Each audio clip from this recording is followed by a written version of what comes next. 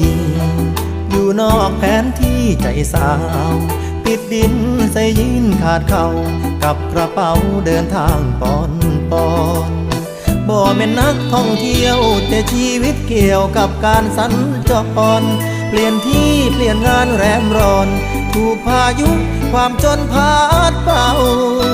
อยู่เมืองก็เหงาอยู่บ้านเฮาก็จนความจริงที่จำต้องทนหลักอ้ายดิ้นรนหาทางบรรเทา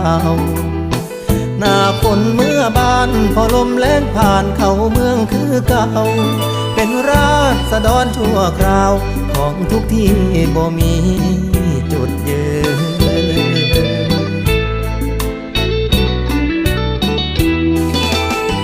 อยากขอค้างคืนกับใจของเจ้าได้บอกสงสารมาพอ